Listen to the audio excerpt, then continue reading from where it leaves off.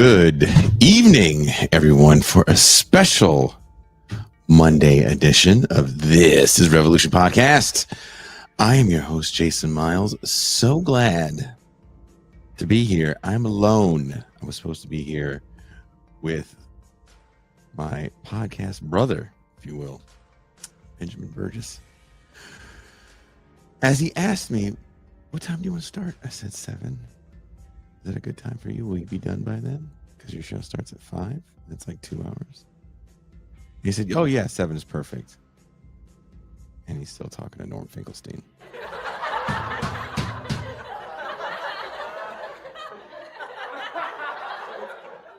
Still. The worst rapper-upper in the history of rapper-uppers. Oh. This is the problem with these kinds of shows where there's not really a format and people are afraid to cut it, right? Hey, looks like we're coming up on the end of the hour. Thank you so much. Do you know how many questions I write for in each show? Like 15. There's tons. There's tons. I'm looking at the clock the whole time. Look at the clock. Oh, looks like we're coming up on the hour. How hard is that, guys? How hard is that? Ooh, that is a great point. We would love to have you back on the show.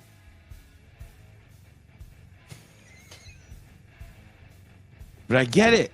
It's addictive. You start talking and you go longer than you think you're going to go. And you know what happens? The 20 people that were watching when you started, you look up. You're about to go. 20 turned into 147. Shit, it's 147. Fuck. And you're afraid to end it. You think like the new addition of people won't come back. But you know what I say? I say, fuck them. Should have been here at the start.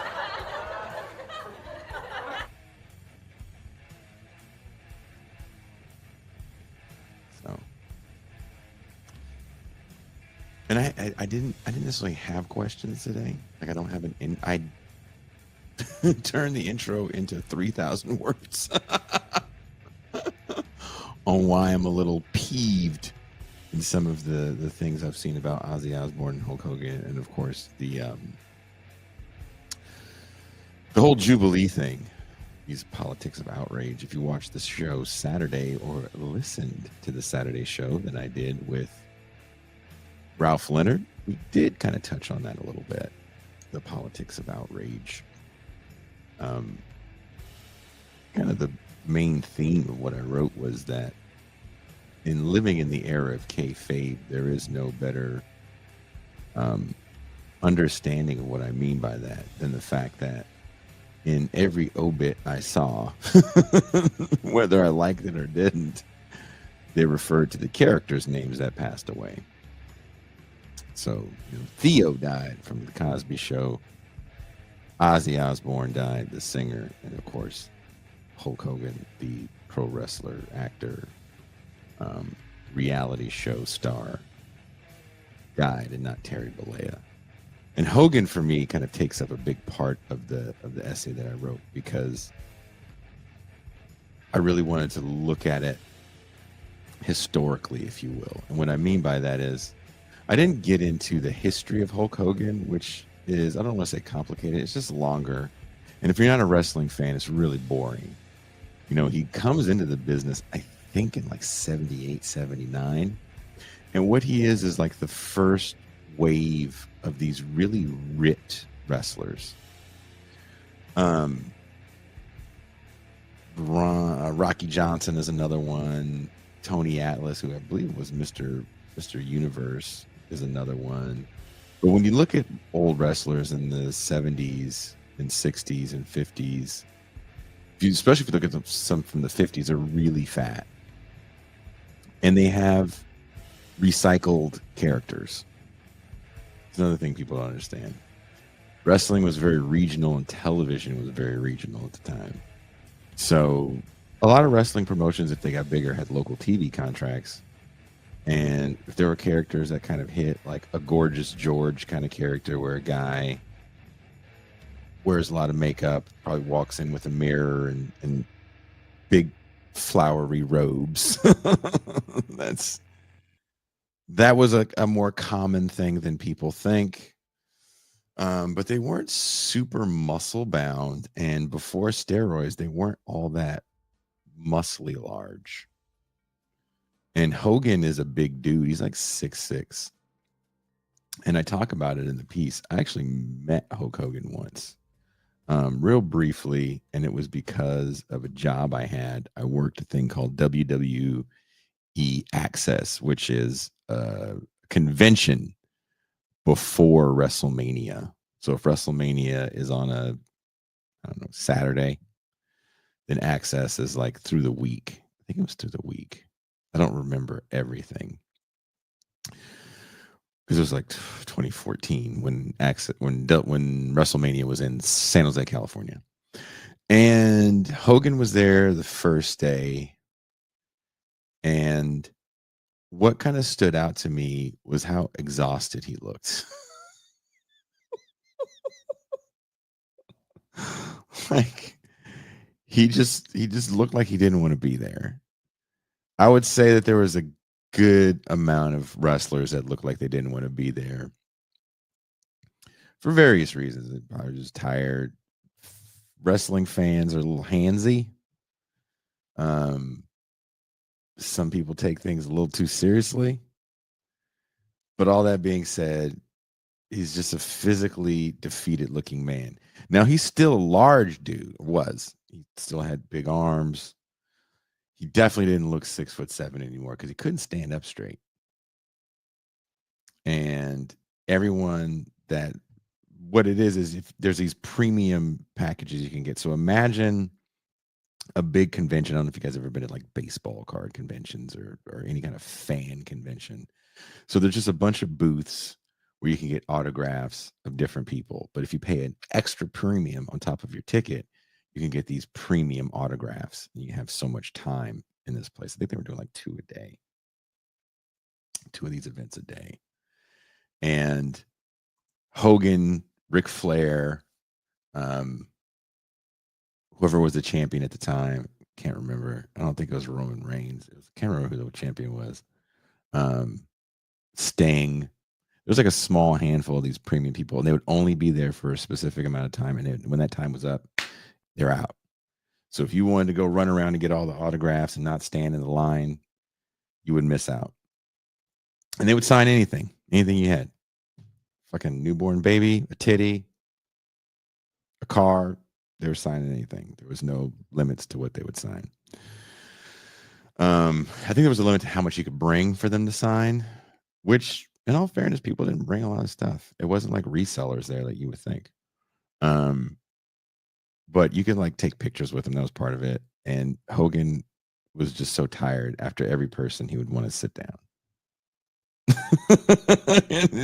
He could barely, and you see him struggle to stand. And for me, I wasn't the biggest Hulk Hogan fan. I think I, like a lot of people of my generation, appreciated Hulk Hogan for being just an amazing good guy. And if we get back in the Wayback Machine to, let's say, 1985, let's go back to about the time where the Rock and Wrestling cartoon starts up. That's a moment for a lot of young people that probably didn't even watch wrestling. They really get into wrestling. So there's a few things that happen. Cable TV becomes more accessible to more people.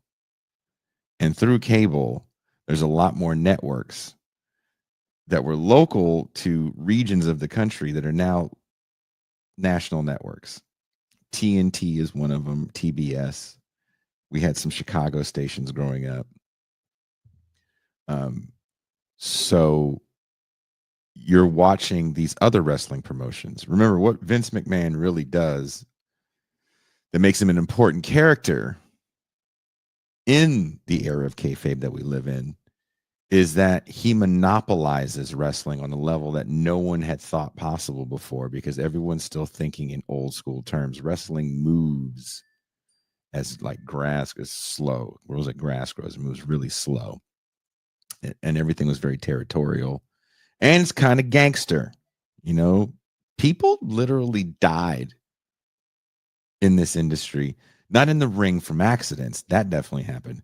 I'm talking about over money and territory and fuckery. It's a dark world, and it's a cash world at the time.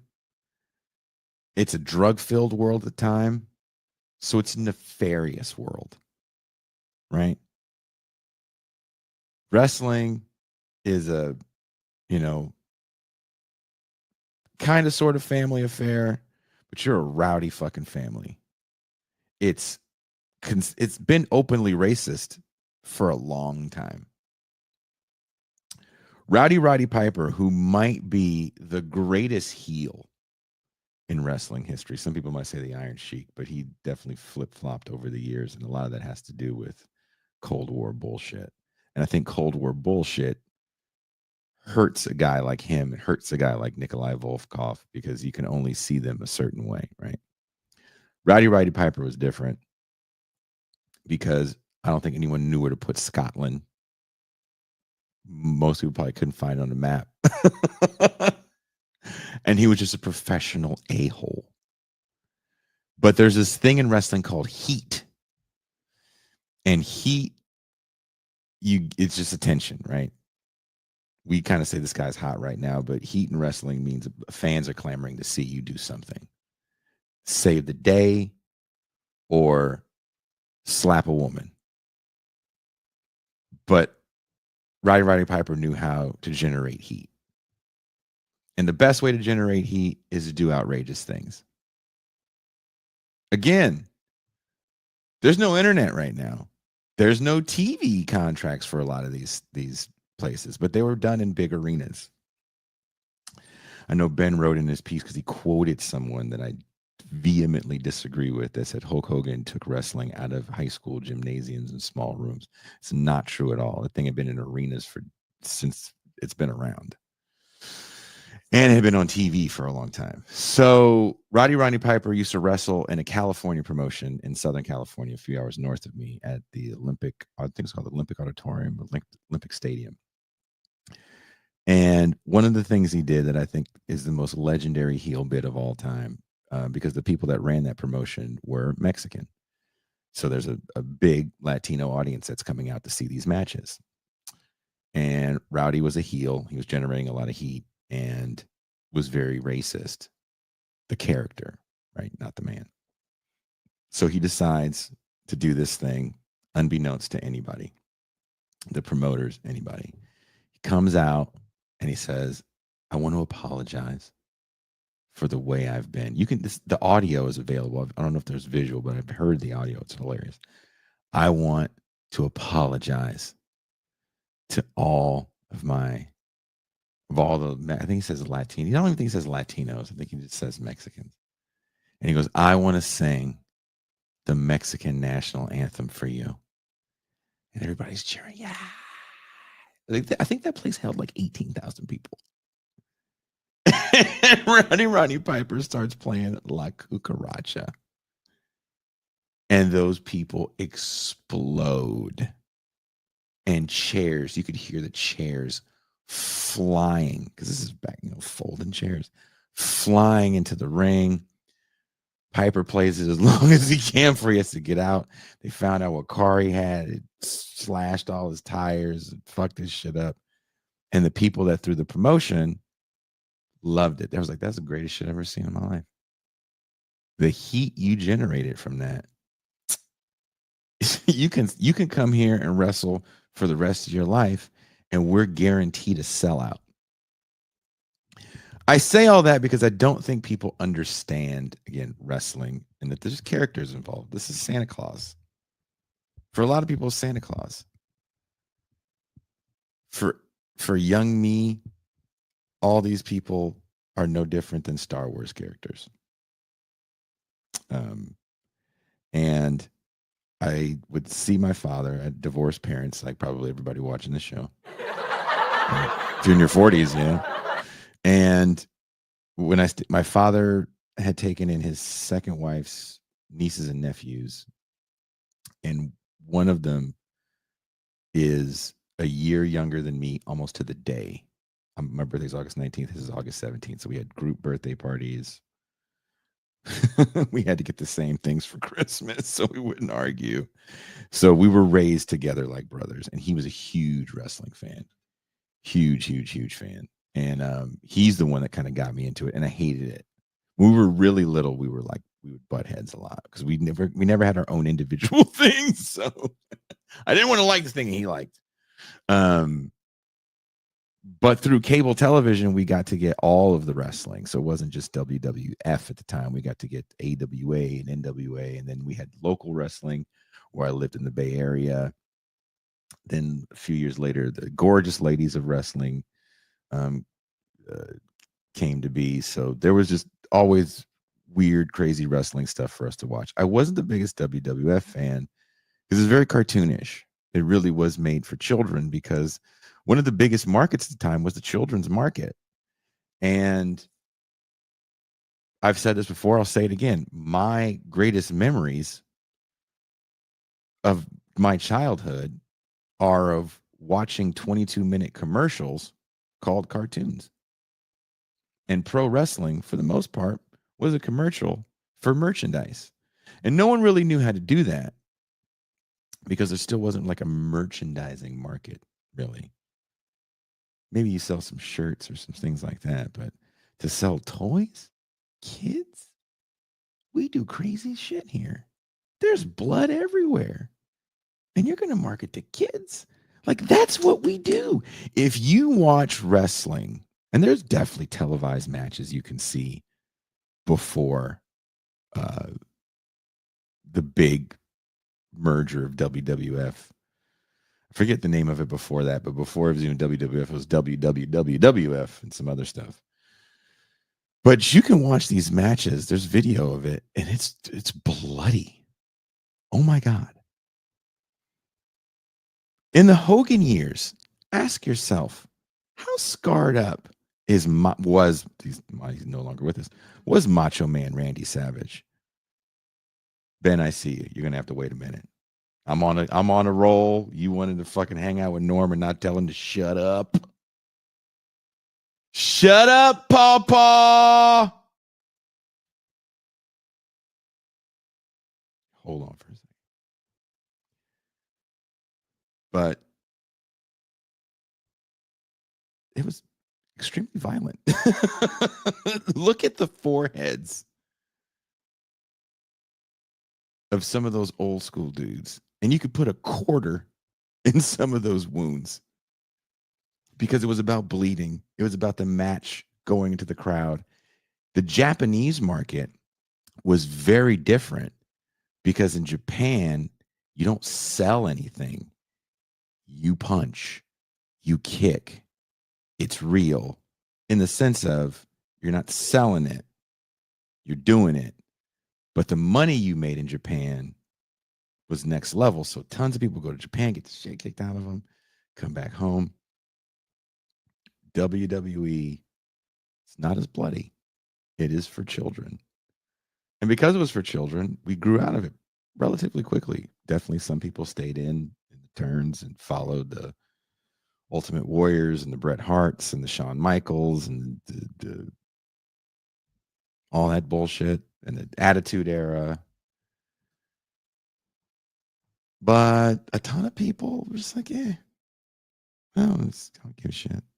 And even if you followed it through the Attitude Era, Hulk Hogan, the Hollywood Hogan, when he left the WWE for the WCW, who cares? Like, really? It didn't, the mystification was gone. There was no more Hulkamania. And I write about that in the piece. That to me was important about my youth in Hulkamania, especially for my for my young cousin, who is a much larger man than me. He's like 6'4", 280 pounds of muscle. He's a big buff dude. His dad played professional basketball. He's a big, solid. And he would do the thing when we were little. He'd like rip his shirt. Right? And when Hulk Hogan was losing a match, the crowd would go crazy. He would kick out of a submission hold, and he would do this thing where like he hear the crowd, and it was the energy of the crowd. It would just fire him up. If you're a little kid, you're screaming, and maybe you have a crazy dad like mine that encourages you to scream along with it because it's just fun at that point. That's fun. There's a lot of fun. I didn't care in my teen years. I definitely didn't give a shit in my 20s. What is this old ass man gonna do in his 20s? It's gonna make me want to give a shit. And I say all that to say some of the things that I saw felt very self-righteous. And it's not just Hulk Hogan. There's Ozzy Osbourne as well. And both of these people have lived a very long time. And all of the things that we write about, that we comment on, we do shows about, until they died, I don't remember anybody saying, the problem with media is Ozzy Osbourne and his Zionist stance. The problem we have right now in the world is Hulk Hogan dropping an N-bomb. That's just how I feel. Now, I wrote about this from a slightly different perspective, but our friend who is here now, Ben Burgis, wrote about this from like I said, from a similar perspective of someone that watched wrestling. I don't know how invested he was in it, but let's talk to him. Please welcome Ben Burgis.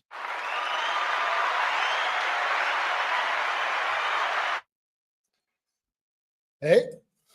Ben, I know you're tired. So if you want to be here for 15 minutes, that's fine. Appreciate that. Yeah, it's been an interesting day. I got the so there's some home repair stuff that you know about that was like all day until I managed to like slip out and walk around a little bit because there's a sad middle-aged man who worries about his health and trying to get him at 10,000 steps a day. And then I got back and did the podcast, and it went on one level exactly the way that as a podcaster you want. Mm-hmm. Your guests are really into it. They're having a good time. They're vibing with each other. But in this case, a little bit too much of a good thing given my schedule. It's like, oh shit, it's 7:05. Oh God, right? And then I think anybody who's here who could hear me try to 20 over the course of 20 minutes.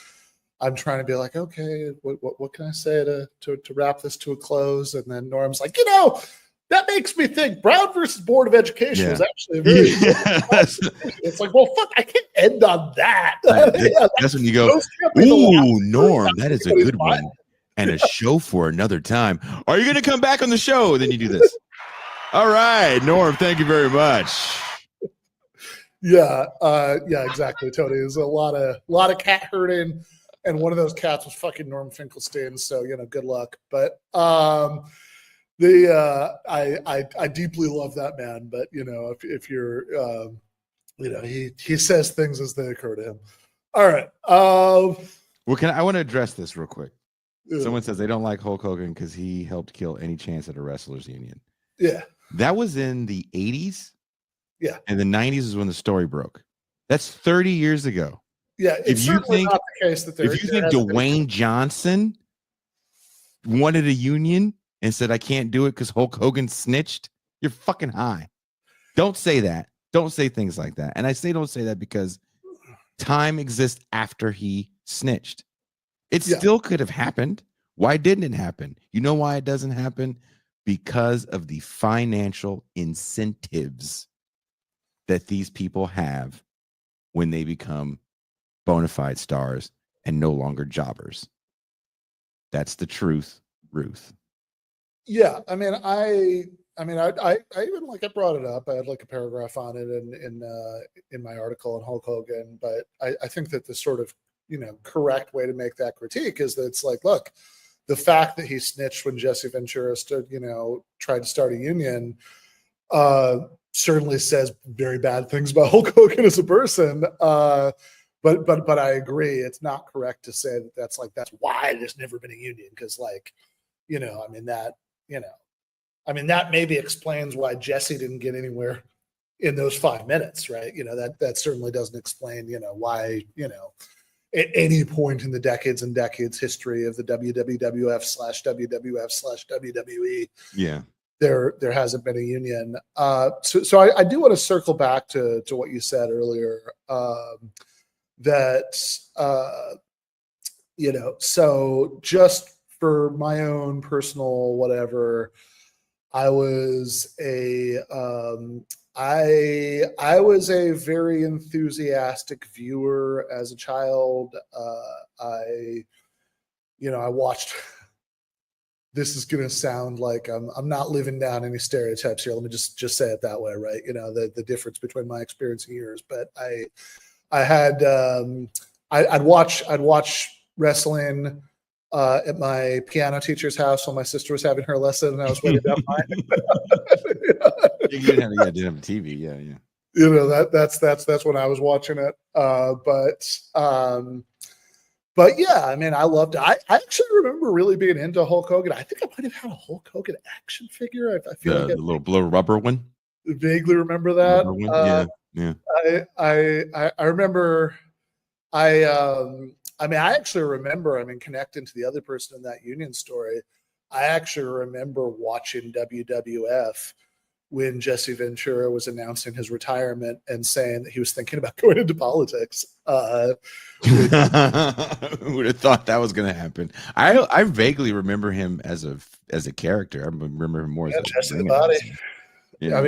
In that thing, it's really funny because there were like many years between that, WWF press conference and him actually running for office, as far as I know. I'm not I've never really done a deep dive on Jesse Ventura, right?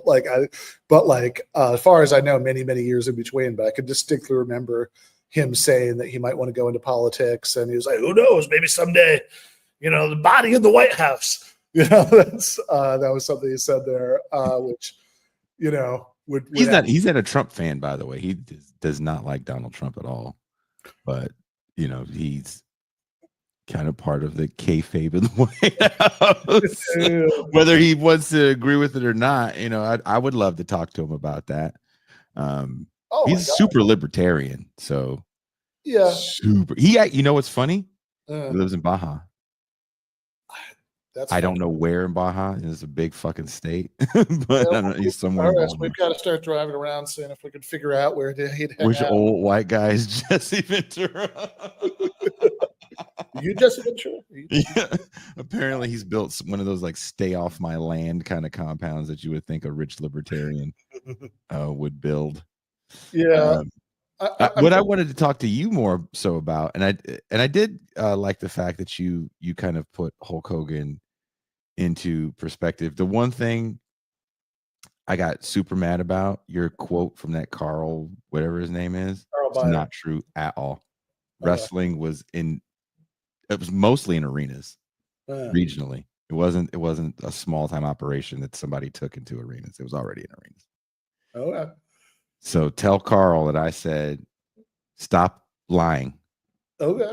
I think JG Michael said something similar, that I will defer to you guys on the history of pro wrestling. I really, I come into the story as as somebody who's watching it as a kid when it was like a well-established thing, right? That you know, you could watch WWF on TV. That's that, you know, we were saying this beforehand, that it was cable television that let the rest of us know that there were other leagues while WWF is still going on, the NWA, the AWA, that are performing in arenas, but they're still holding on to their regional power until Vince is able to buy some of them out, because what they do is just so incredibly different. And then there was a thing that older wrestlers that were big names throughout multiple territories, by the time they came into the WWF, sometimes they were just too old. They didn't get over with the national crowd the way they got over with the regional crowd. There's something about going to a match, maybe watching it on local television, that's different for the national setup. So there's tons of names that are like legends in wrestling that you might have seen, like Bruno Sammartino was on the cartoon, but I don't know if anyone remembers him from WWF. But that man is kind of a territorial legend in Canada, in the Stampede promotion is what it was called, where tons of wrestlers that you do know come out of, like the Hearts and who's the Canadian guy that does the metal band? He's got a metal band called Fozzy. Can't think of his name. He was a champion for a while. He's a short guy. Okay. What's his name? Chris Jericho? Oh, is that Chris? Yeah, Chris Jericho. Yeah, Chris Jericho. Okay. Yeah. I mean, so I was writing about Hulk Hogan. Something I said in the GTA main show tonight is that I was excited about doing this stream because, I just written something about, Hulk Hogan, and I haven't written anything about Ozzy because nobody's asked me to, but I did put out the offer that if anybody watching it owns a magazine and wants to commission me to write an article about Ozzy, I'd fucking love to. So I'm going to extend that offer to, the people watching this too, right? But because I've been, I mean, it's funny, like the Hulk Hogan thing in some ways was me revisiting my childhood nostalgia, but through a more critical lens, thinking about that era of American culture. But like, it's not like, I've thought about Hulk Hogan like one time. Probably in the last like 20 years, right? It was at the RNC, right? Yeah, it's the fucking RNC. Just the RNC. Because I was watching the RNC. I actually watched way more of the RNC than anybody should because I was writing. You were writing something, and I had that fucking surreal Idiocracy moment where he rips off his shirt at the RNC. Yeah. So it's like that was the only time I'd thought about Hulk Hogan in many years, right? Like I loved that guy as a kid, right? But like that was the first time in many years. Whereas fucking Ozzy Osbourne, I mean, between Ozzy Solo and Ozzy or a Sabbath, I mean, I've probably listened to that guy, maybe not literally every day, but like several times a week for for many, many years, right? Like, so, in a sense, like I have more to say about that. But, I mean, to me, the interesting thing about Hulk Hogan, and maybe kind of the disanalogy, right? So you were talking about, you were sort of relating people bringing up the sins of Hulk Hogan to there's sort of like, I don't even know what you'd call it. There's like a thought on the internet that I've been seeing a lot, that Ozzy Osbourne was a Zionist, which my take on that, just for the record, right? Like, is that like, I actually think it's interesting to think about Hulk Hogan politically, because I actually think, like, if you think back to the peak of his career, that like what he was famous for, that the sort of that was like, I mean, that was like, I think you can actually say something about the thing itself that's interesting and political. And, you know, I mean, not that there's nothing interesting politically you could say about like Black Sabbath lyrics. I mean, you know, I mean, there's my essay for that Mike Watson collection is kind of, you know, it's about Sabbath. Isn't it about Sabbath? Yeah. I mean, it's also about Metallica and other things, but yeah, that's like, it's, you know, but like, it certainly has to do with that. But like, but the thing about, you know, but it's like, Zionism has absolutely fucking nothing to do with Ozzy Osbourne's body of work. What people are talking about when they say he's a Zionist are basically he didn't boycott Israel, right? And he signed a like open letter from hundreds of celebrities about, you know, Israel Palestine stuff from a bad perspective. But I think, I don't know. I'm about to express a really strong opinion about the private thoughts of somebody I never met, right? So take this with a grain of salt. But like, I think if you think that at any point between his birth and his death, Ozzy Osbourne spent even 30 seconds thinking about Middle Eastern politics, you're out of your fucking mind. No. I quoted you in my thing. Like there's just no way that that's true. Of course he did it, right? He signed that thing because, I mean, presumably at most, like at absolute most, Sharon said, "Hey, is it okay if I use your name on this?" He was like, "Oh, you know," he just got to mumble. If that. Whatever, right? If that. If that. Entirely possible, not even that, right? Like, but like at most, he mumbled, "Yeah, sure, whatever," right? And like, he's not expressing his Zionist beliefs. He didn't have Zionist beliefs or anti-Zionist beliefs or any other sort of beliefs about that. I mean, this is like how, what in this man's life and body of work and you know, reflections on his life. I mean, I've actually read that man's autobiography. Actually, it's pretty good, right? Like, what about any of that leads you to think that that was an interest? You're going to tell me in the autobiography it doesn't say, with the creation of Israel, the Jewish people were finally able to have a homeland. No, that's not how it concludes. Finally, on my most important belief. Yeah, no, that's not okay. Well, maybe you and I got different versions. You got the King James version. It is funny. He actually does say one thing about the Bible in his autobiography, which is that he got curious once and started to read it, and he got to things about somebody being 1,000 years old. And he was like, "Well, this just seems like bullshit," and he stopped. Like Ozzy was a big Paul McCartney fan, right? And the more I listen to his solo stuff, the more I can hear the McCartney, especially in the early years, especially when this was a song like "Crazy Train." That is a very Beatles-esque song. And to think that a person that, you know, he's had a lifetime in front of a camera, he's had a lifetime being controversial. So you would think his more controversial opinions would be about that Middle Eastern conflict if he's such a staunch Zionist. I don't think he is. And I also don't think people that were saying these things about him knew anything about him other than the fact that other people were sad. Ozzy Osbourne got to do something that I've never seen someone do. Maybe you have. I've been trying to rack my brain to think who's been able to do this. Even at an advanced age like he was in, he was able to say goodbye kind of literally to the world on his terms. Oh my God. Yeah. I mean, it's a beautiful thing to watch. I got to spend a weekend with my drummer and his girlfriend came down here, and we've toured before. He actually brought her with us when we did Brazil. And that's a regret that we all have, that we didn't know when the end was. Most people don't know when the end is. Either band members die, like Led Zeppelin is a perfect example. Had those guys known, what was it? Does Day on the Green their last show altogether?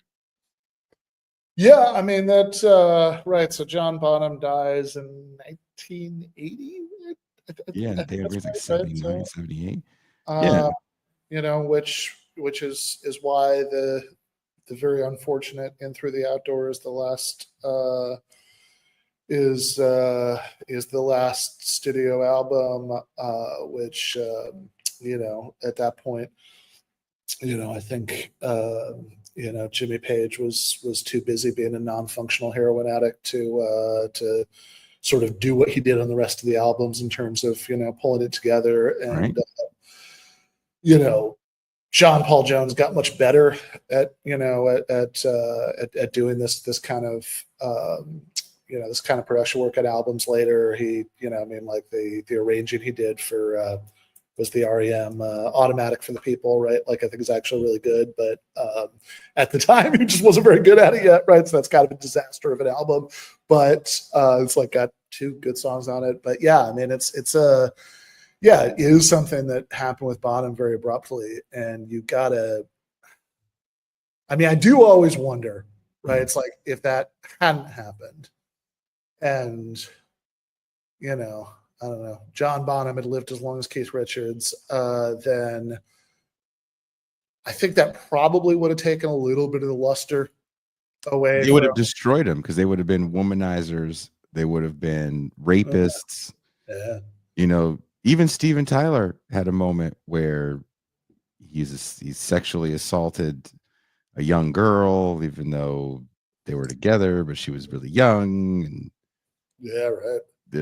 Those laws weren't on the books in a lot of places yet, but still, she's 14.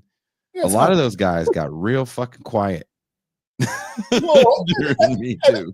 And I mean, also, even just musically, right? I mean, this is like, I think part of the magic of the Zeppelin catalog, and it's interesting to think about the contrast with Black Sabbath or Ozzy solo for that matter, but like, part of the magic of the Zeppelin catalog is like, at least as far as studio albums go, I mean, you could just, you could very easily listen to the entire discography in an afternoon.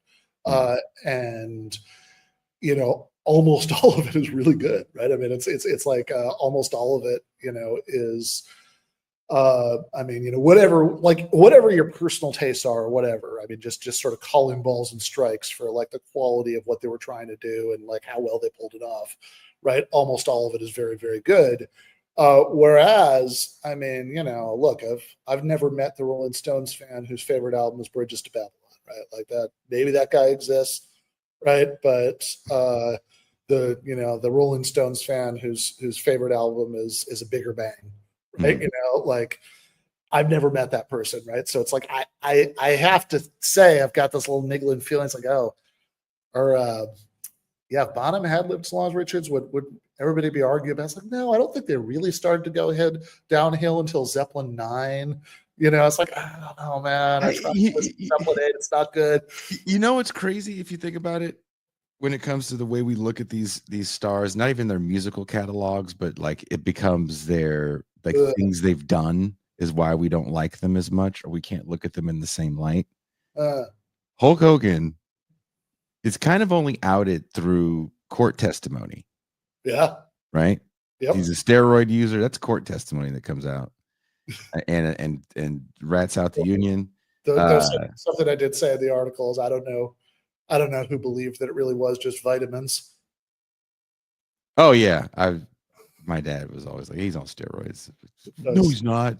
It's just a very small, funny thing that always makes me laugh, thinking back to Hogan's 3 demandments, right? That's the say your prayers, take your vitamins, be good to your parents, or be good to each other. I can't remember. No, it was the say your prayers, eat your vitamins, and train. And then he added a 4th one later, which was believe in yourself. Those are fine. Sure. Those are all very good. As a 47-year-old man, that's vitamins. This is all, I mean, I'm not a big prayer sayer, but like, otherwise this is all good advice, right? I have, much like, how I'll always say that, at least 10 of the 12 rules for life are actually perfectly good advice. Right? Like that's not what's wrong with Jordan Peterson. Right? But, you should clean your room, right? Like you actually do feel better about your whole day, if you're in a clean space, like that's not wrong, right? But yeah, the 3 demandments and 4 demandments, it's all perfectly good advice, right? It's just funny to me thinking back to that persona, right?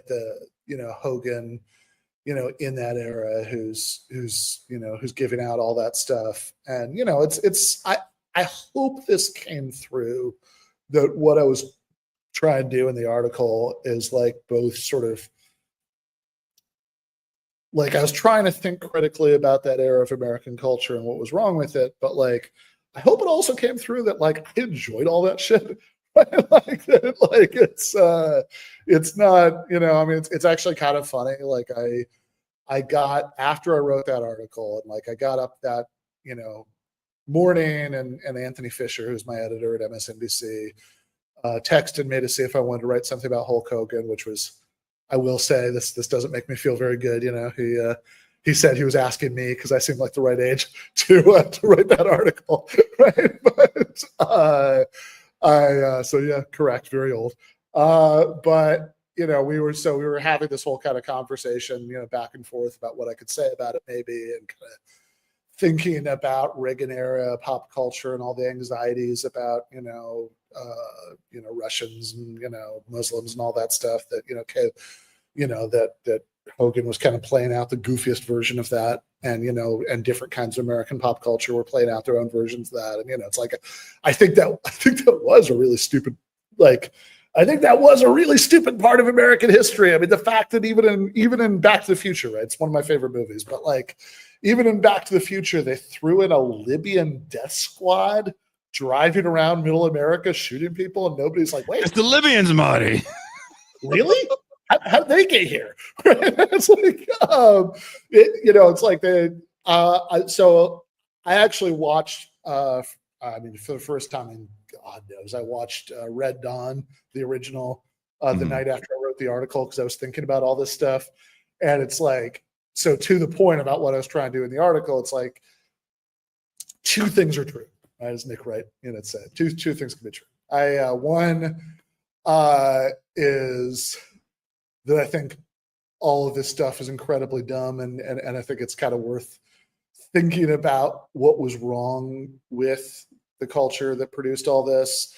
And two, there's a huge part of me that just like, I mean, I actually enjoyed the fuck out of like going back and watching Red Dawn. It's like, oh, this is such a fun movie. Yeah.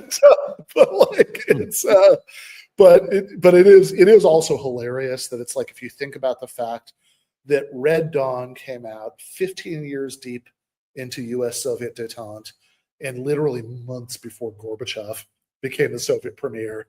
But it's like, in the worldview of the movie, it's like, no, man, we are, like what they say on the titles, card at the beginning of the at the screen at the beginning of the movie, when they're explaining how this happened, they're like, the Greens Party wins in West Germany and withdraws from NATO. It's like, oh, you really thought we were that away from having Cubans and Nicaraguans and Soviets, parachute down and occupy parts of the United States, right? Like the lack of perspective about the threats that people thought that that America was facing in the 80s is still pretty incredible to me.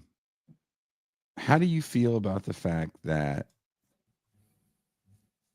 yeah, there's a historical moment that Hogan occupies, but I think that moment dissipates for a lot of people pretty quickly. I think it dissipates before the fall of the Soviet Union for a lot of people, for a plethora of reasons.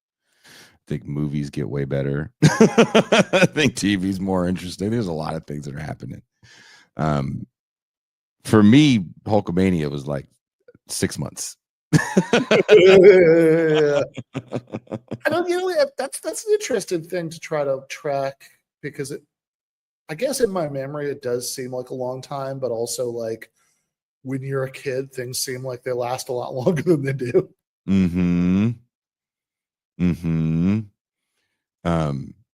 But Hogan is recorded, and a private conversation is leaked, and that's how we know he says the N-word. And one thing I write about in the piece, cartoonishly scummy, right? I mean, like he's saying racist shit while in bed with his friend's wife, right? Like, everything about it screams of a man that tries to get a certain kind of approval. Again, I don't know how much people know about Hulk Hogan that want to talk shit about Hulk Hogan. And I'm not saying all this to defend Hulk Hogan, because he's not a person. I also write in the piece, I just don't care. What I care about is the fact that, number one, if you grew up with Hulk Hogan, then you grew up with the Junkyard Dog. If you grew up with Hulk Hogan and the Junkyard Dog, then you thought they were they went together like peas and carrots, as Forrest Gump once said, right? And I thought the Junkyard Dog and Hulk Hogan were best friends. They came up together in the hard world of wrestling, and they're going to defeat the bad guys of wrestling, because that's what they do in the cartoon. That's what they do in the promos. And Junkyard Dog is Hulk's boy. I don't know if they were friends in real life, because a lot of people behind the scenes have not the best things to say about Terry Bollea. Terry Bollea lies in almost every interview he's in. And because he's Hulk Hogan, the biggest star known to man, people just eat it up. You brought me on your show. You want me to tell you some crazy shit? Well, I'm just going to start saying crazy shit. Yeah. And the thing about wrestlers is you never know what's real. And if you think you know what's real, then you just ate a lie. You're constantly reading between the lines with these people and trying to figure out where the line is. They're constantly looking at you with fucking trust, because regular people ruin wrestlers' lives all the time. You gotta put the new Yank comment at 811 on the screen. This one, I think Jason has a Hulk Hogan body pillow he calls Terry. That's why he's defending him. But I like what Dizzle says here. I think what Dizzle says here is very important. I never liked Hogan. I grew up in the Attitude Era. He's a very different man. It's like if you grew up in the nu metal era and Korn was the first heavy thing, or Nirvana was the first heavy thing you heard. Maybe you're not going to dig Black Sabbath.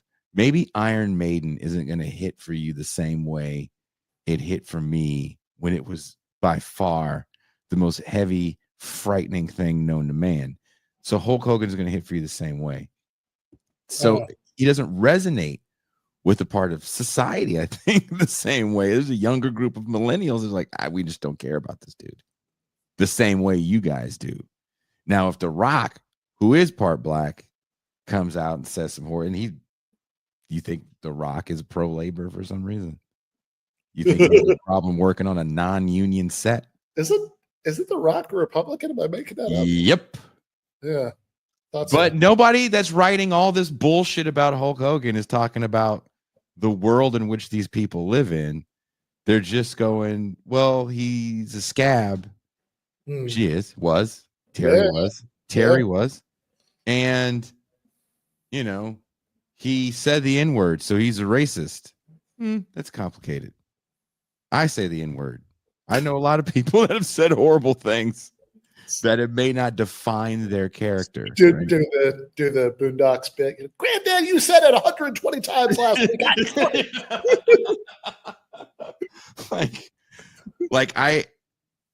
If you want to look at a man, you kind of got to look at his life as a whole. If you want to look at Hulk Hogan, and if you have a wild bird in your britches and you want to hear a really good storyteller, Jim Cornette, who I would call a wrestling historian, who you may know, he wasn't Brother Love. I think he was maybe just Jim Cornette, but he's been involved with wrestling. You've seen him back in the day in WWF as a ringside guy, as a manager. He worked for the WWE for years.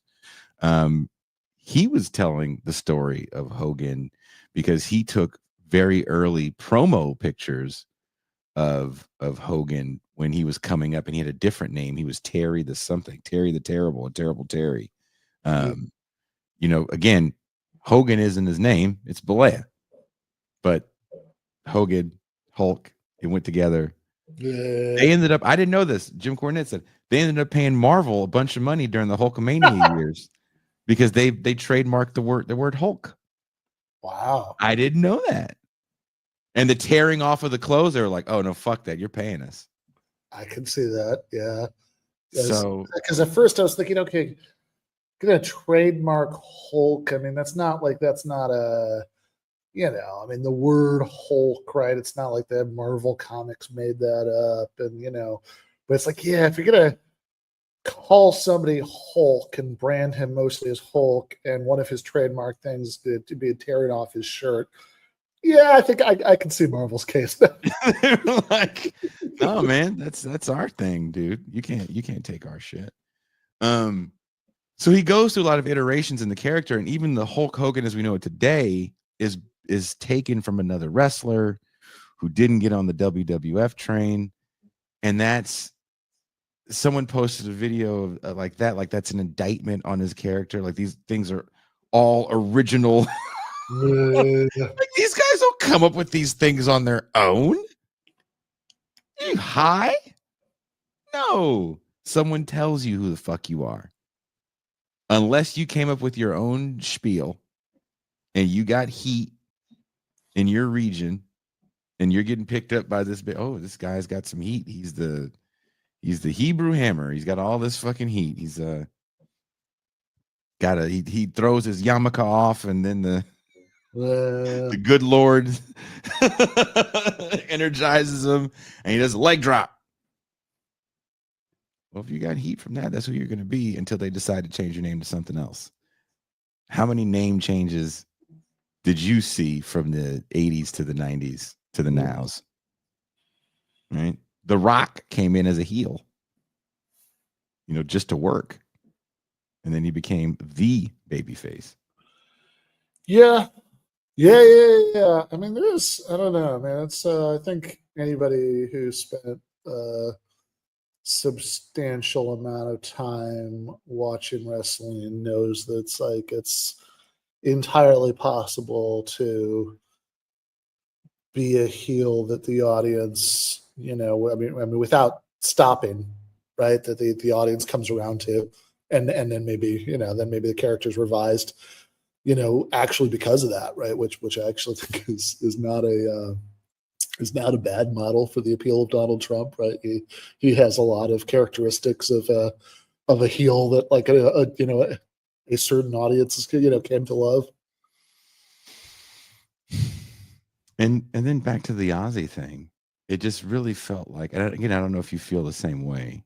For me, it felt like a contrarian response, a way to get clicks when there was nothing going on. Ozzy's trending. His wife signed on to a letter. Yeah, no, I think that I get it, I guess, but like I think if you have got into a place where you see everything and everybody just through this lens, I think you need to take a step back because you're not doing anybody any good. You're certainly not doing, the cause of getting normies to care about what happens to Palestinians any good, right? Yeah. If it becomes this kind of, weird fixation where like it's like where you're just kind of like shrilly yelling at everyone and everything, right? Because it's all through this lens, right? So it's that it's I don't even know, right? It's like I'm trying to think of an example, but I don't know what would sound more ridiculous to me than the Ozzy one, actually, right? But like it's like if you have, it's like I don't know, man. I got I'm so excited. I got got Metallica tickets. Oh well, has Lars said anything about Palestine? And do you then it's like, well, do you care? Yeah. Like, is that where you want your politics to come from? There's maybe the biggest success, and I say this sarcastically, extremely with my tongue firmly planted in my cheek, of anti-racism is that it really made any utterance of discrimination it conflated discrimination and like prejudice in a way that's kind of vile. Because now your free time isn't your free time. I get it. Hulk Hogan's a public figure. It's a little different. But what scares me about the era that we're living in is we live in an era of talk show TV. But instead of watching Jerry Springer, we are all the participants. We're the cousin fucking guest. We're Jerry Springer. We're Steve. And we're the audience member pointing our finger at ourselves and other people all at the same time. Yeah, I think mostly we're the audience member, and we're Jerry himself, you know, giving his final thought at the end. Yeah, well, I watched a fair amount of Jerry Springer back when. Like it's amazing how much time everybody spends moralizing,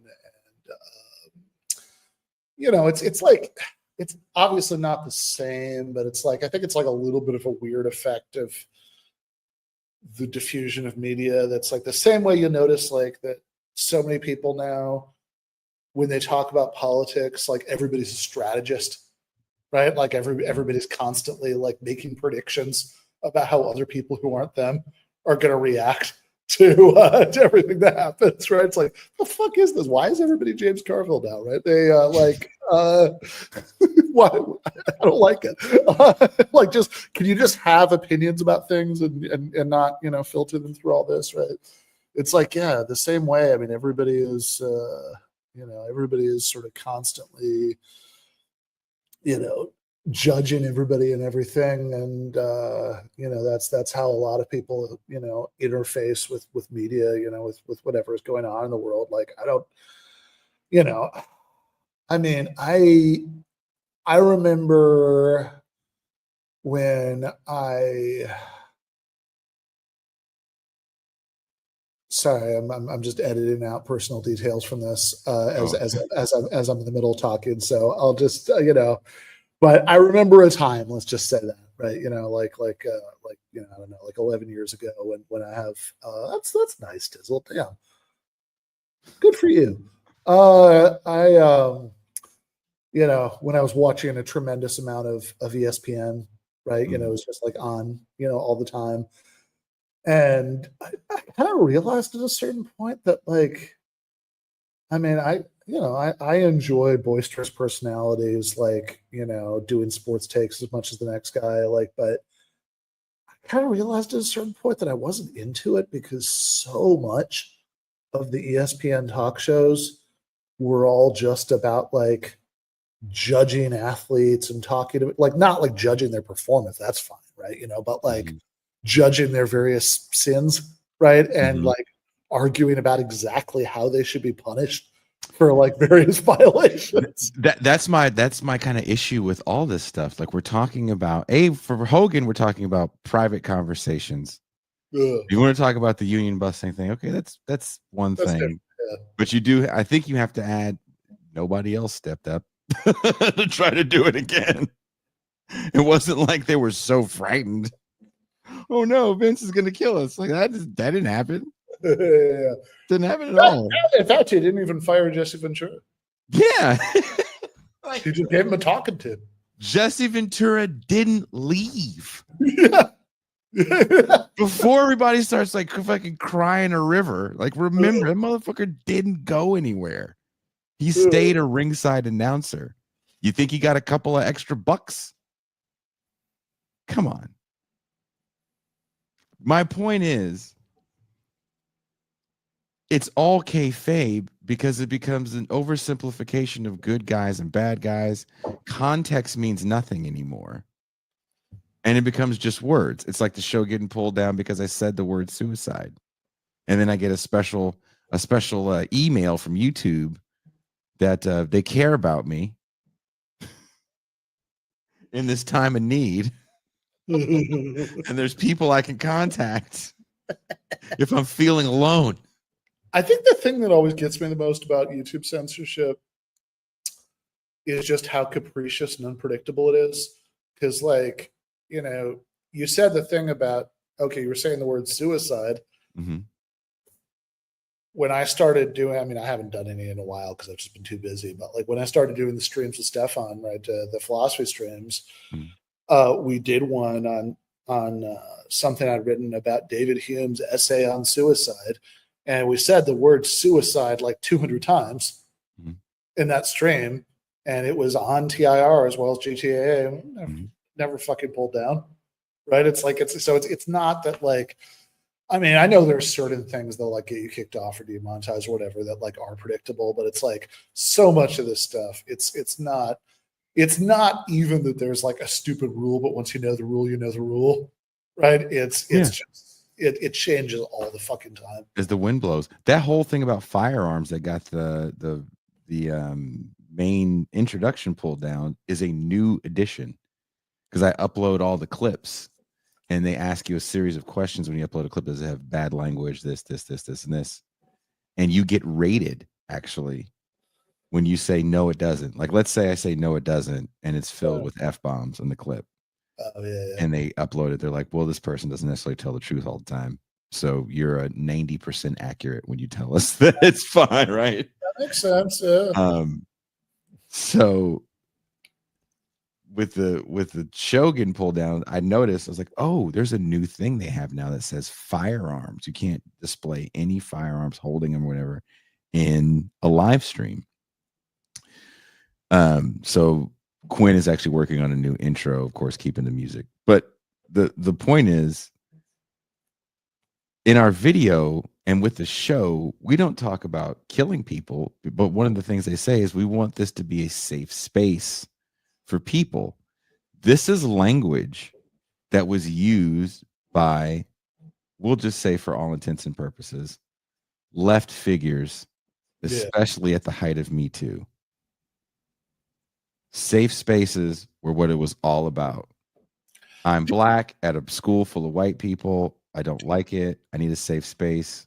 Do you feel like there's a lot of revisionist history now about all that? Like, I feel like all the time I see people reacting to reminders of how fucking insane progressive spaces got, during that and in, during the reckoning in 2020.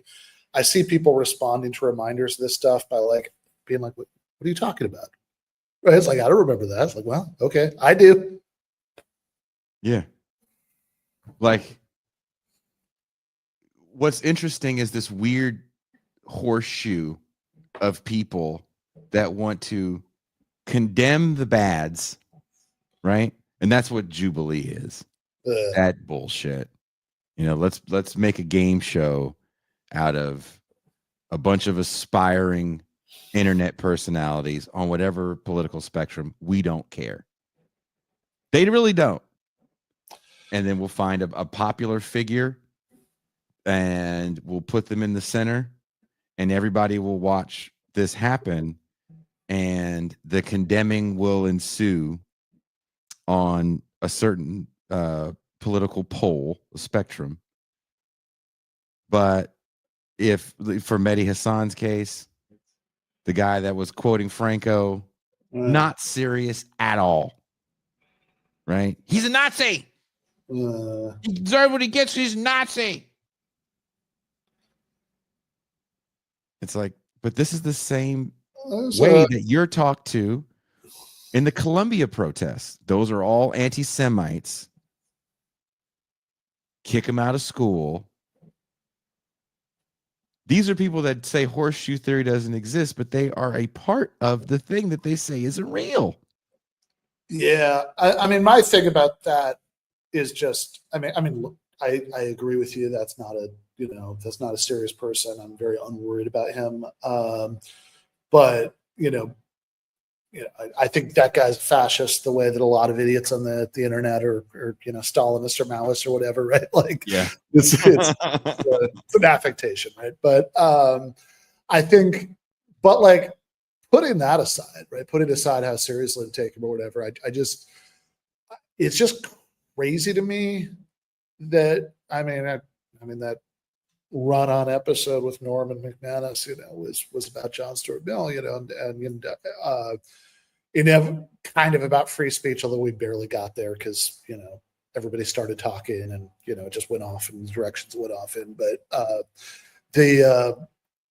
But it is insane to me that people who think of themselves as leftists, as socialists, want it to be this easy for your boss to fire you, right? Like, what? I don't want that, right?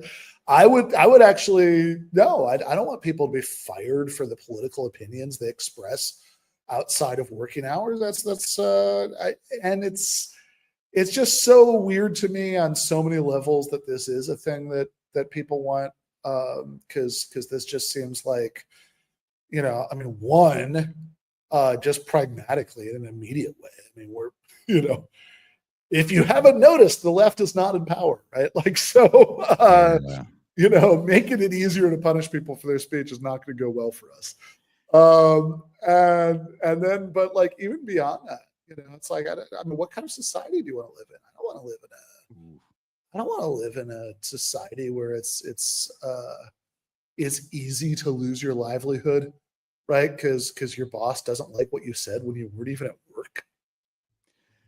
That to me is what's the most fascinating about it. And when you say that, I was telling this to Bert Cooper this morning, and he sent me a clip from the video version of Manufacturing Consent that came out in the 90s. Oh, I remember that you can find on YouTube anywhere. And there's a clip towards the end of it. It's I remember that 2 VHS box set. That was your awakening.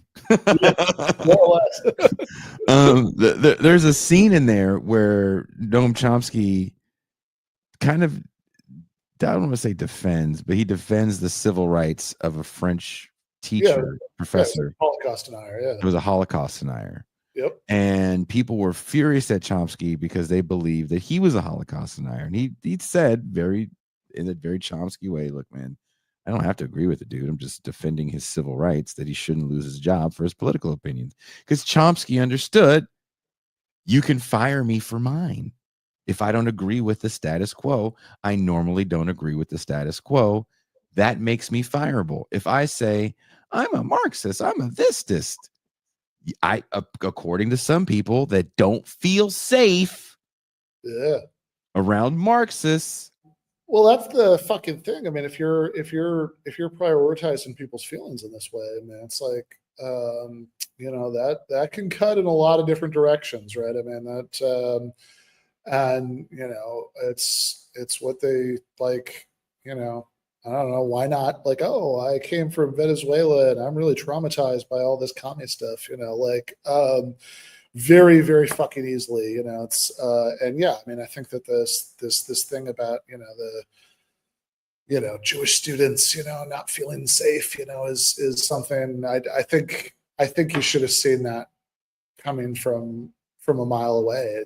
People want to make a distinction. It's like, oh, well, I don't agree with that one. It's like, okay, but that's the, like the question is what the rules are, right? Like, and if you've established that the rules are that, if you're a member of a group, right, that's been, that's been hated or oppressed, and, and of course, there are always people in the group who say they don't agree with it, but like, and, we've established the precedent that you just ignore it and say, no, those ones don't count, right? It's the official, it's the ones we're used to dealing with. Those are the official group spokesmen, that they have an internal hatred. They yeah, right. Internal self-hatred. That's what it is. By white supremacy or patriarchy, take your pick.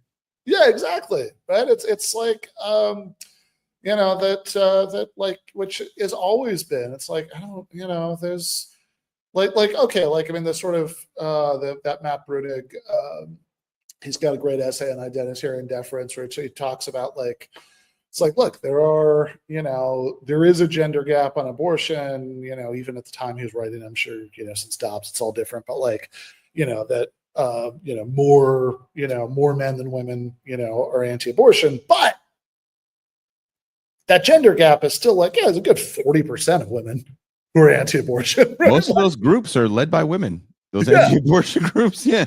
So it's like, Okay, wait a second. So like, does listening to women and deferring to women, like if these numbers changed, which is not like culturally out of the question, right? Does that, so it's like it went from being 40, 60-40 the way it is now to being 60-40 the other way, right? Then would listening to women mean you have to be anti-abortion now? How does that work, right?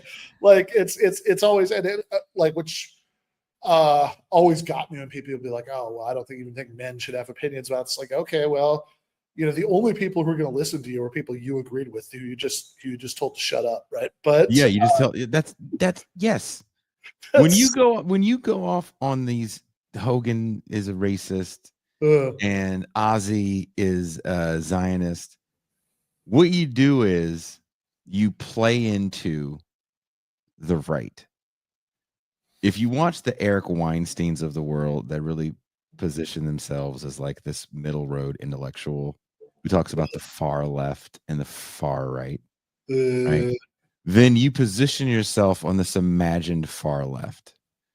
And when you can't wait to tell Ben Burgis that he's a Zionist supporter of the killing of babies in Palestine because he's wearing a Black Sabbath shirt, what you're doing is that scene in Return of the Jedi where Palpatine's like, yes, I can feel the hate flow.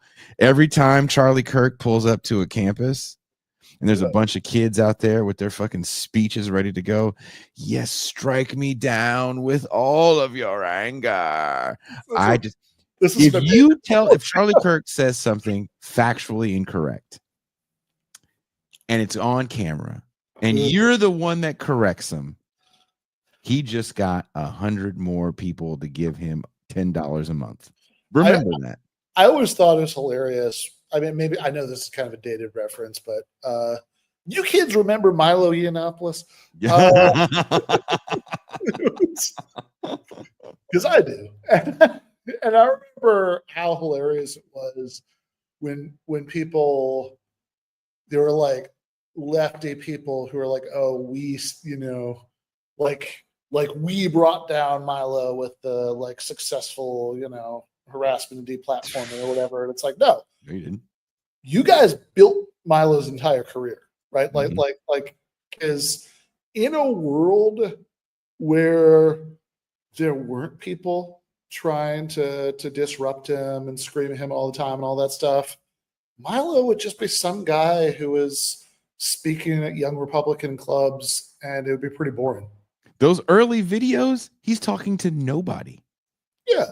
Here's how it works I don't know if you feel the same way, Ben. I read a real cool excerpt of Gary Holt, who sadly you haven't met yet. Gary Holt is in Exodus, or he's in Exodus. He's the original. He came in to replace Kurt Hammett. You met Rick Hunold, but Gary's the guy in Slayer now. There was one of Gary's guitars hanging right behind you. We were at Greg's place. But anyway, Gary was talking about the 90s and how done people were with a certain style of metal. And he was like, there were venues that we pulled up to that held 800 people, and we used to sell them out in a day. And we get there, and there's 15 tickets sold. He was like, and then we went to another town that we would sell out all the time. 17 tickets sold. If you want to make these people irrelevant, don't show up. Once you show up, you've proved to anyone that's even on the fence that these guys are onto something. Let me check out what they say. They say you guys are irrational. You sure do act irrational. I like Ozzy. This is how it works too. Hulk Hogan is the sin of America's racist past. He is the embodiment of that sin. And Trump goes, Hulk Hogan is an American hero. And I know Hulk Hogan because he spoke at the RNC. And I was with Hulk when they kicked him out of the WWE Hall of Fame. I'm the one that told Vince McMahon, hey, stop shitting on that chick for a second, Vince, and put Hulk back into the Hall of Fame because he's an American icon. Why do you want to play into that? Why do you want to feed Palpatine all of your hate? You okay, Ben? Yeah, I'm good. No, but I think that's exactly, yeah, I think that is, sorry, I just got an email saying that there was a problem with monetizing the video, which there should not have been. YouTube fucked that one up. But anyway, that's, as we were just discussing, they're capricious and unpredictable. But no, I mean, I think that's exactly right. I mean, this is, again, I mean, if you had no, like, if, you know, I mean, if nobody was mad at Milo, right, there would have essentially been no Milo, right? That like, because what, that guy never had anything to say that was, interesting at all. I mean, like, he would, he'd say offensive things, but that's so does Hitler Ball 69, on Twitter. Like, nobody knows who that guy is, right? There's, it's just the entire gimmick was his ability to trigger the libs, right? And you have to be triggered, for you have to be triggered for that to work. And there seems like a really a really easy lesson here. And I do worry sometimes about the striking the balance, because I don't like, I will highlight what people who are like, whatever, it's not like I'm making them popular, they're already unfathomably more popular than you or I are anyway, right? But I will highlight what some of these cretins say sometimes, because I'm trying to make a point, and it's a way to make the point and get people to pay attention to it. Right? That if you just say the thing without providing any larger context to it, the algorithm gods are displeased, and nobody finds out, right? Thank you. Yeah. If you say the thing by framing it as this guy you've heard of is wrong because, and then you make the point, right? Then it's easier to get people to listen to that. So I think that's like a perfectly defensible strategy as far as it goes. But I worry that the effect of that is to make people think that these guys matter in a way that they don't, because they really don't. They really don't. I do want to show you this. This is have you seen Candace Owens on Debate Bukkake, as somebody called it here on the show? I saw that she did it. I did not watch it. That one of all of them, I was maybe least tempted to click on. But let's well, here's a clip that kind of started me down this angry rabbit hole of fuckery. Sorry. When we're talking about government and media, these are two different things. So under the denotative definition of a patriarchy, by the percentages that are occupied in the government, which is majority male, defines us as a patriarchy. Now, what it comes to for capitalism, for marketing purposes and control, for capital and revenue, that is a totally different conversation. But who's making the laws? I don't think that women are the ones voting to have their reproductive rights taken away, where you have rape, incest, and all of these things excluded to force women to be able to have. I don't think women in government would largely vote against their own interests because it's majority male, patriarchy. Okay, I think love that point. Are women allowed to vote? Oh, of course they are. Who's voting that patriarchy? And then, out of curiosity. No, I totally agree. And you want to know why? Because there are so many women who think like you submit to the idea of men ruling everything. And your ideology is spread across a lot of women who also falsely believe to vote against their own. Candace Owens smiled when she said that. You know why she smiled when she said that, Ben? Because she owns her own media empire. And she just smiled. She's like, "And ma'am, this moment that you're going to have where you're going to go from 15 followers to 15,000 is adorable. But I own a media empire. And I don't even have to say anything back. I can just let you rant right now. And then I'll spend the rest of my time counting the money that I get off people mad at you. Because what you're basically saying is anyone who doesn't think like me, the right way, quote unquote, is brainwashed. You don't have the freedom of your own will. The patriarchy has brainwashed you.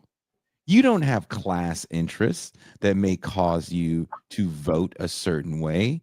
That's just the patriarchy brainwashing you. White supremacy works the same way.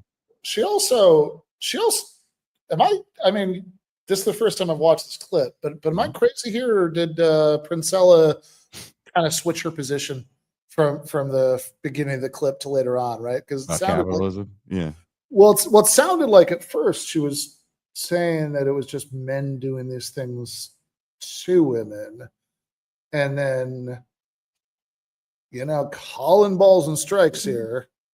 You know, Candace Owens, who, you know, anybody who thinks I'm carrying a torch for Candace Owens, you know, it's can look up her name on my YouTube channel and find multiple videos about how she's a fucking lunatic.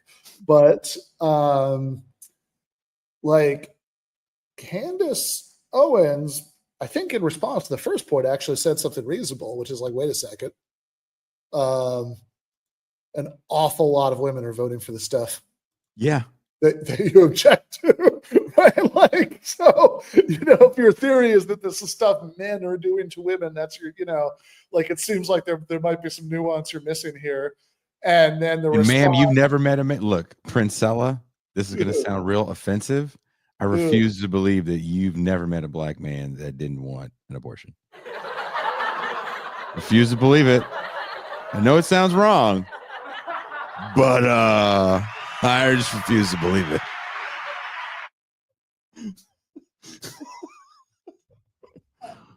Or any man that has a late pullout game. Come on, Princella. That's some dumb shit. He wanted me. No, he didn't. No, he didn't. He did not. Yeah, I mean, this is the virtuoso. I'm trying to remember who the politician he was writing about, but there's a great old Alexander Coburn column where he's talking about some, I think, Democratic like senator or somebody who was like this you know, notorious womanizer, and like, anyway, I don't remember. There was some stuff about like the different things that were wrong with this guy. And, you know, so he was like, and, you know, he was responding to somebody who's like, well, at least he's pro-abortion. He's like, of course he's pro-abortion. Like, you think that he wants these women, you know, holding kids on TV, demanding a tithe of his bribe money?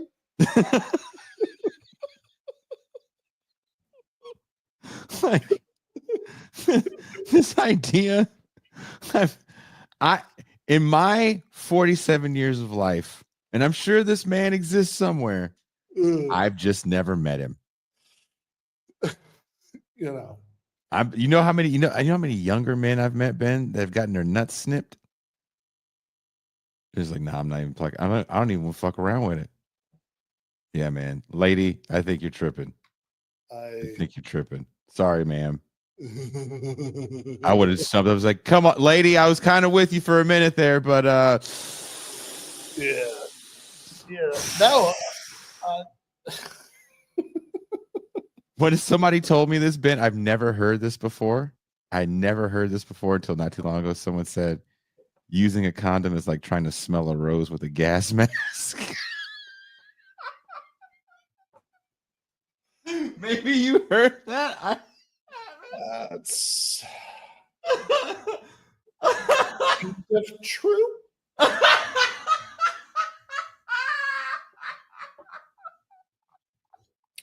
This might be too much. This might be too much self-disclosure for for YouTube, but I've never been a fan. Do you hit him with Ben? Do you hit him with I got a latex allergy?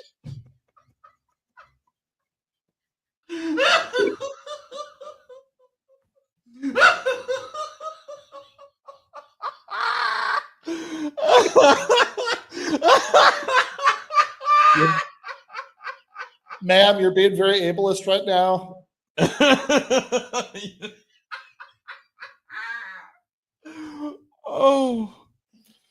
Oh my God.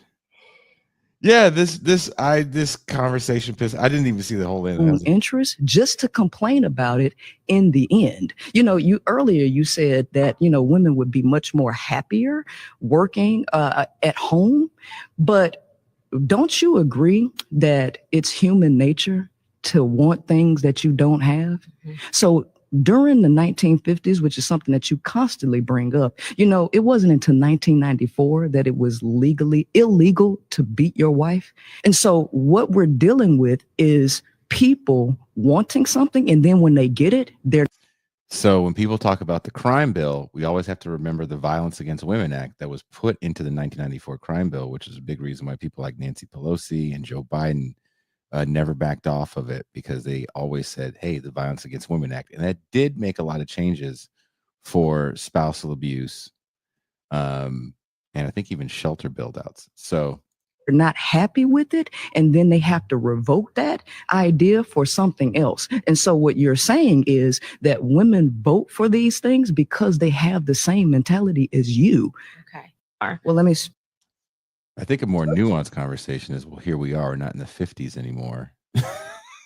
It's also weird. Like, it's like saying, like, if Candace Owens says, women would be happier, staying at home. It's like, okay, one, last I checked, there are billions of them. I don't think they all want the same thing, but, different people are different. These are the kind of deep insights you're going to get from having me on. But I think, but two, like, forget that. It's like, okay, so, everybody's going to be much happier when we have single breadwinner homes. Mm-hmm. Like, damn, Candace, what's your economic plan to make that possible? Like, just debating whether or not it's desirable is kind of beside the point right now, right? Mm-hmm. Because this is not, like, supporting a family on a single income is just not something that's in the cards for most people. Like, it has nothing to do with, like, some kind of, like, 1950s feminine mystique, like chafing against the constraints of staying at home. It's just, it's people. I mean, this is America. I mean, you're lucky if you can, get a couple months off, when you give birth. Why did Dre said, don't worry, I have an EpiPen?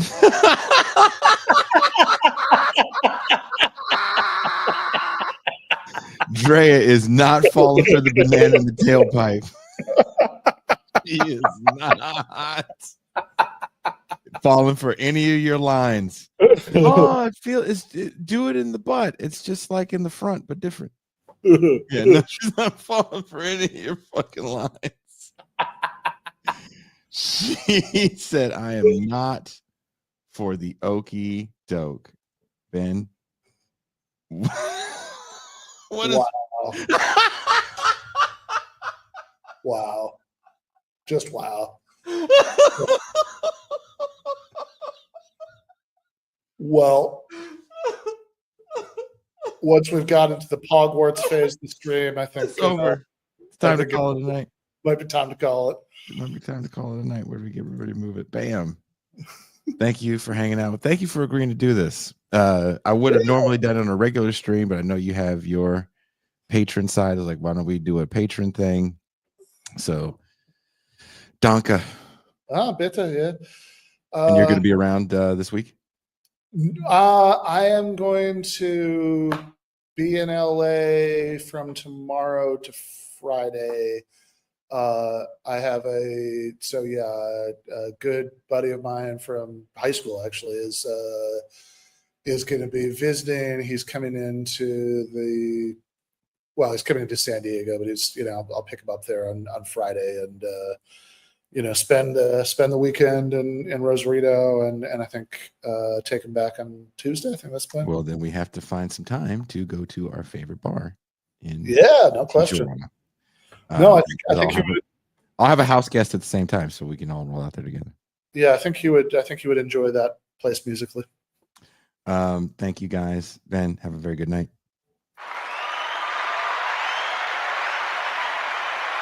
I'm gonna shut it down because I thought this was an engaging conversation.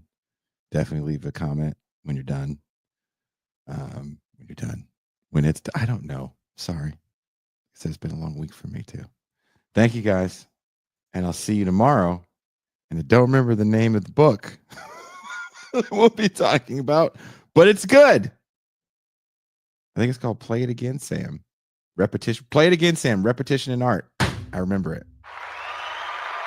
Take that, motherfucker. That I couldn't remember it. All right. We are out. See you tomorrow.